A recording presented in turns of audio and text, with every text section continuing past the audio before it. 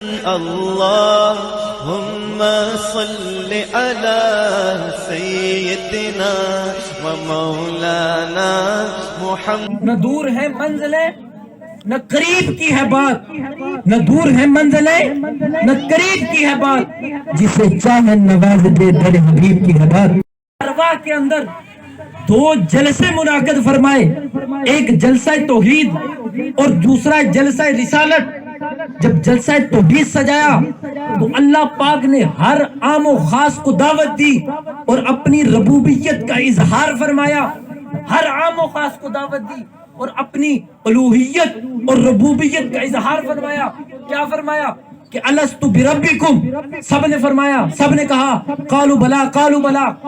اور جب رسول اللہ کی باری آئی، آمینہ کے لال کی باری آئی، والضحیٰ کے چہرے والے کی باری آئی، جب جلسہ رسالت سجایا تو اللہ پاک نے کسی عام کو دعوت نہیں دی، کسی عام کو دعوت نہیں دی، بلکہ اللہ پاک نے اپنے خاص الخاص انبیاء اور خاص الخاص بندوں کو بلا کر اپنے نبی کا ذکر سجایا. عالم ارواح کے اندر، دنیا کے اندر نہیں، عالم ارواح کے اندر سارے انبیاء اور خاص الخاص بندوں کو بلا کر اپنے محبوب کا ذکر کروایا.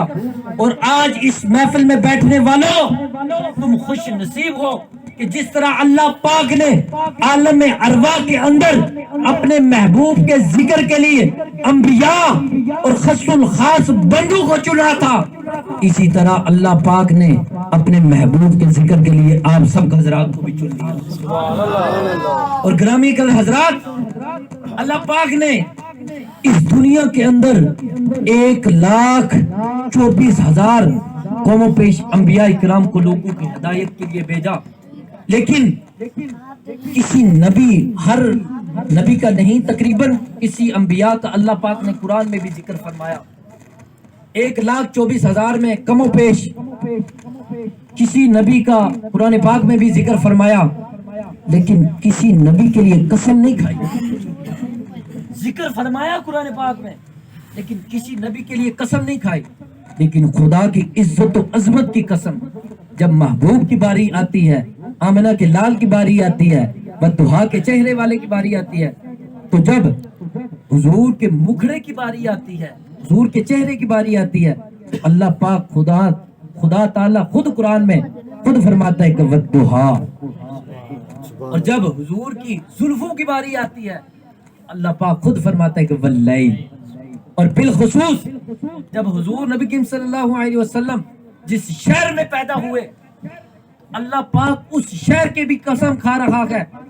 اللہ پاک فرماتا ہے لا اقسم بہذا البلد، کہ اے محبوب آپ جس شہر میں پیدا ہوئے نا، ہم اس کی بھی قسم کھاتے ہیں. اور پوچھنے والے نے پوچھا کہ اے رب تعالی، تو نے لا اقسم بہذا البلد کیوں فرمایا؟ اللہ پاک فرماتا ہے کہ وَأَنْتَ حِلٌّ بِهَذَا الْبَلَدِ، کہ میں لا اقسم بہذا البلد کی اس شہر کی قسم اس لیے کھائی کہ اس شہر میں میرا محبوب پیدا ہوا. اس لیے فرمایا کہ وَأَنْتَ حِلٌّ بِهَذَا الْبَلَدِ، کہ اے محبوب تو اس شہر میں پیدا ہوا، اس لیے میں نے اس شہر کی قسم کھائی.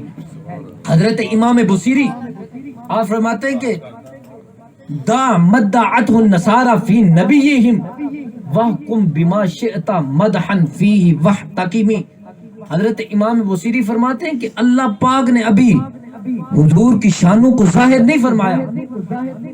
اللہ پاک نے ابھی حضور کی شانوں کو ظاہر نہیں فرمایا، اور حضور کے اللہ کے حضور نبی کریم صلی اللہ علیہ وسلم کی شان کی اتنی بے انتہا ہے کہ اللہ پاک حضور کی شان میں یہاں تک فرماتا ہے کہ رسول اللہ کو رب نہیں کہنا اور رب کا بیٹا نہیں کہنا، اس کے علاوہ حضور کی شان میں جو چاہے گیت گائے. اور حضرت امام بصیری وہ ہیں کہ آپ فرماتے ہیں کہ مجھے فالج کا اٹیک ہو گیا، میرا جسم حرکت کرنا چھوڑ گیا، بالکل حرکت کرنا چھوڑ گیا، تو میں نے حضور کی شان میں قصیدہ لکھنا شروع کر دیا. آپ فرماتے ہیں کہ جب میں نے حضور کی شان میں قصیدہ لکھنا شروع کیا، حضور خود میری خواب میں تشریف لے کے آ گئے اور حضور نے مجھے چادر عنایت فرمائی اور اپنا لعاب دان نکال کر میرے جسم پہ لگایا اور میں فوراً ٹھیک ہو گیا۔